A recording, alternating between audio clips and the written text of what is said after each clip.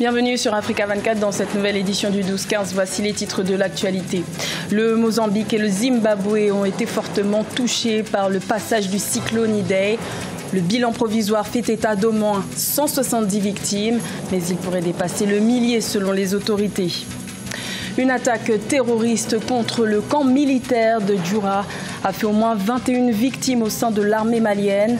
Les violences djihadistes persistent malgré la création de la force militaire régionale du G5 Sahel. Et le Soudan obtient un prêt de 300 millions de dollars de la part du Fonds monétaire arabe, un soutien financier opportun alors que le pays est en proie à une sévère crise politique et financière.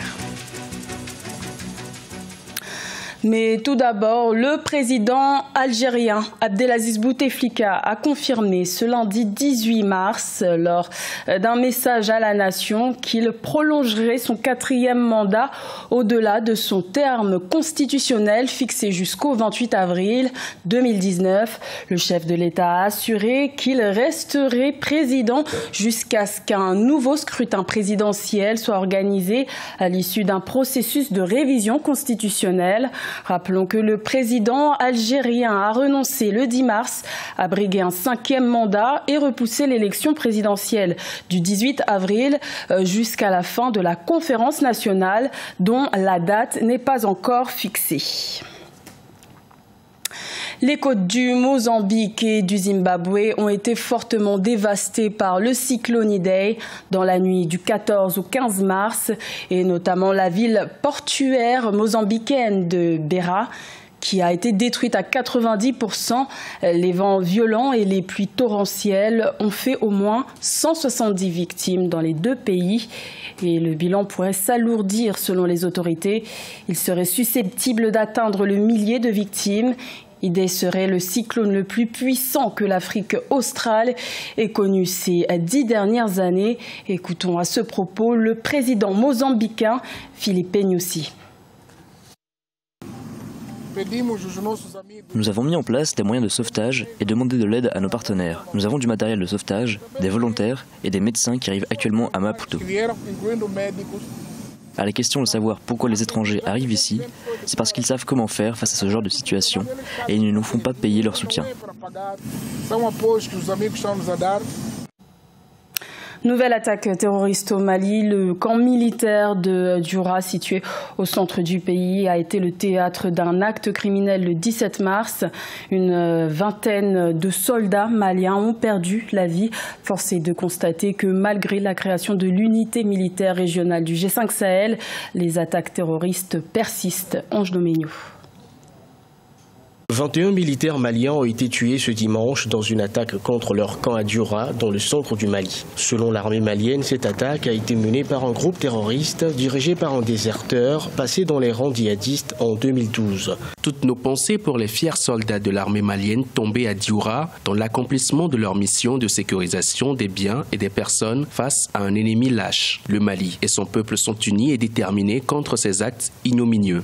Les autorités maliennes et les forces internationales avaient espéré une baisse des violences dans le centre après avoir donné pour mort fin novembre 2018 le chef de la Katiba Massina, le prédicateur radical Peul Amadou Koufa. Mais selon les forces françaises, il est vraisemblable qu'il soit toujours en vie après l'apparition récente dans une vidéo d'un homme présenté comme Amadou Koufa. Justement, la situation des armées des pays les plus fragiles devant le terrorisme. Ici, il faut désigner le Mali et le Burkina Faso, où les armées sont dans une sorte d'état de déliquescence. Donc, à un moment donné, vous avez des éléments des armées régulières qui sont victimes d'injustice et préfèrent trouver leur compte du côté des mouvements irréguliers. Depuis 2015, les attaques se sont étendues dans le centre et le sud du Mali et le phénomène déborde sur les pays voisins, notamment le Burkina Faso et le Niger. En 2018, ces attaques se mêlent à des conflits intercommunautaires qui ont fait plus de 500 morts parmi les civils dans le centre, selon l'ONU. Le Soudan est en proie à une sévère crise politique et financière alimentée par des manifestations populaires contre la vie chère. Pour tenter de trouver une partie des solutions aux problèmes économiques, les autorités soudanaises ont signé des accords financiers de l'ordre de 300 millions de dollars avec le Fonds monétaire arabe. Une précieuse aide dans ce pays où l'inflation frôle les 70%. Nélé Claudé-Bessa. Le gouvernement soudanais a paraphé 2 accords financiers de 300 millions de dollars avec le Fonds monétaire arabe. Dans le détail, 230 millions de dollars serviront à soutenir la balance des paiements, tandis que 70 millions de dollars sont destinés à aider le Soudan à commercer avec d'autres États arabes. Selon les observateurs, cet investissement du Fonds monétaire arabe apparaît comme un appui aux projets de développement et aux réformes économiques au Soudan.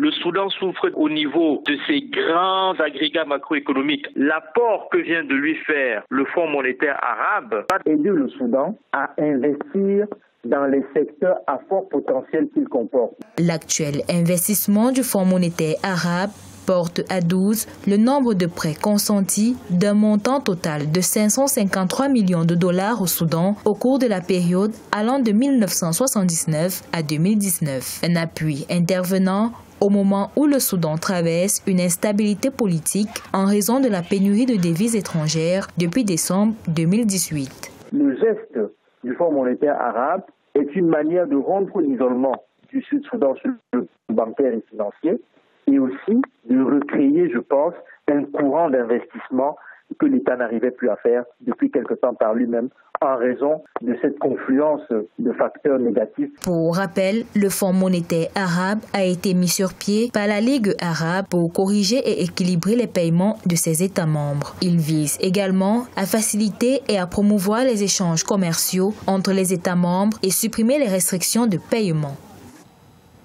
La 6e édition du Forum international Afrique Développement a pris fin le 15 mars à Casablanca au Maroc. 8 pays ont été mis à l'honneur lors de ce rendez-vous économique. Les participants venant d'une trentaine d'États ont pu découvrir l'attractivité du marché de l'investissement de ces pays mis en avant. Reportage de notre envoyé spécial au Maroc, Sadou Alizé Mokhtar. L'édition 2019 du Forum international Afrique Développement a mis en place un marché de l'investissement où 8 pays étaient à l'honneur. Il a proposé aux investisseurs les stands de la Sierra Leone, de la Côte d'Ivoire, de l'Égypte, de l'Éthiopie, du Mali, du Kenya, du Rwanda, du Cameroun et du Maroc. Une façon pour le FIAT 2019 de mettre en réseau les pays et les investisseurs potentiels. Les 8 pays à l'honneur cette année ont été énormément visités. Les participants ont beaucoup voyagé à travers l'accès aux plans nationaux de développement, aux banques de projets d'investissement. Les participants ont assisté au pitching de projets. Cette séance a été dédiée à une présentation dynamique à travers une série d'entretiens accordés aux porteurs de projets publics et privés et adressés à des potentiels investisseurs venus de la trentaine de pays participants au forum. Il fallait venir ici parler du Mali, de l'attractivité du Mali pour un investisseur privé, des atouts et puis des opportunités d'affaires au Mali. On a essentiellement insisté sur sa localisation stratégique au cœur de l'Afrique de l'Ouest et qui donne au Mali un accès privilégié à près de 350 millions de consommateurs répartis entre les 15 pays de la CEDEAO. À travers le marché de l'investissement fortement sollicité, où les 8 pays ont exposé leurs plans nationaux de développement et projets d'investissement phares, le FIAT 2019 a été l'occasion, selon les analystes, pour le continent d'ouvrir de nouvelles perspectives vers la voie de l'intégration sud-sud. Le 3e sommet international sur les changements climatiques qui s'est tenu le 14 mars au Kenya a donné lieu à d'importantes annonces. La Banque mondiale et la Banque africaine de développement ont décidé d'octroyer un total de 47 milliards de dollars d'ici 2025 au continent pour faire face aux changements climatiques. Plus de détails avec Cheikh Omar Bendaogo. Alors que le Kenya a abrité la première édition africaine du One Planet Summit, le sommet des Nations Unies pour l'environnement, des retombées sont déjà palpables pour le continent. Ensemble, la Banque mondiale et la Banque africaine de développement ont décidé de débloquer 47 milliards de dollars d'ici 2025 pour aider les pays africains à faire face aux effets du changement climatique. De ce montant, la BAD supportera à elle seule 25 milliards de dollars. La part de notre portefeuille dans la production d'énergie utilisant des énergies renouvelables entre 2013 et 2015 était de 59%, mais de 2015 à 2018, nous sommes passés de 95 à 100%. En fait, en 2017, nous avons réalisé 100% de nos investissements dans la production d'énergie. Tandis que la Banque mondiale dirigera son financement vers la lutte contre l'érosion côtière, la BAD se concentrera sur la production de l'énergie solaire, car ayant déjà investi dans d'autres types d'énergie. Nous avons investi dans l'éolien en tant que Banque africaine de développement, ici concernant le projet du lac Turkana, qui est la plus grande centrale éolienne d'Afrique. Mais nous avons également beaucoup investi dans la géothermie ici, dans la vallée du Rift, au Kenya, au Rwanda, et nous en avons une également en République démocratique du Congo, au Ruzizi, et également au Burundi. Ces financements peuvent être considérés comme venant à point nommé. En effet, de nombreux pays du continent, en particulier ceux de la côte, sont parmi les plus vulnérables aux effets du changement climatique, tels que l'élévation du niveau de la mer et la détérioration des récifs coralliens.